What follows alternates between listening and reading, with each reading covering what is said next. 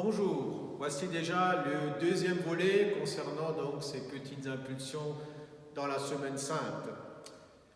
Deuxième volet aujourd'hui, Judas, avec ce texte de Jean 13, 27 et 28.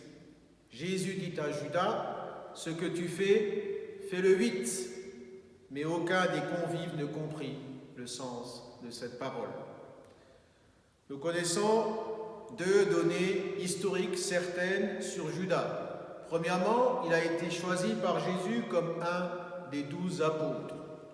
Deuxièmement, il a livré Jésus aux autorités de Jérusalem, ce qui a conduit à l'exécution de Jésus. Au fur et à mesure que les années s'écoulent, l'image va se préciser, même se détériorer. On explique qu'il a livré Jésus pour de l'argent, que c'était un voleur, qu'il était le trésorier du groupe et volait l'argent de la caisse, que Satan était entré en lui, qu'il valait mieux même qu'il ne soit pas né, nous raconte même l'évangile de Matthieu. Mais on explique aussi qu'il s'est repenti et a rapporté l'argent reçu au temple en disant « J'ai péché en livrant un sang innocent ». L'évangile de Jean, écrit vers la fin du premier siècle, présente de façon dramatique la conversation de Jésus avec ses apôtres lors du dernier repas. Avec cette question, qui va me livrer? Jésus dit, c'est à celui que j'offrirai la bouchée que je vais tremper dans le plat. Il trempe la bouchée, la donne à Judas, fils de Simon l'Iscariote. Satan entra en lui.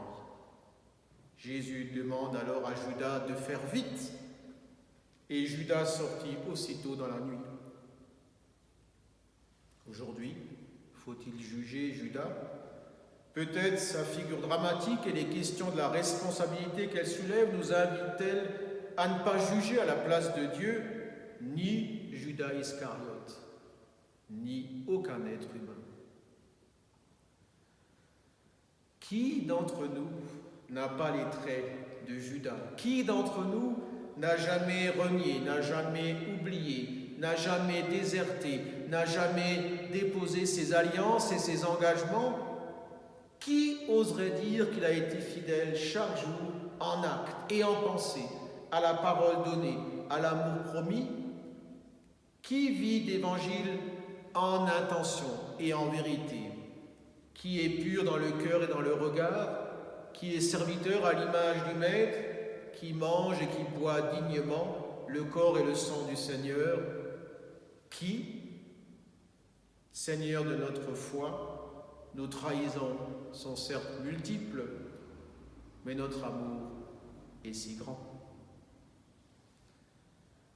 En ce jour aussi, je vous invite à la prière et particulièrement prier, oui, pour que ces arnaques qui circulent sur Internet concernant les faux masques, les faux remèdes cessent. Ça aussi, c'est des petites trahisons. Seigneur, fais-nous vivre en vérité. Amen.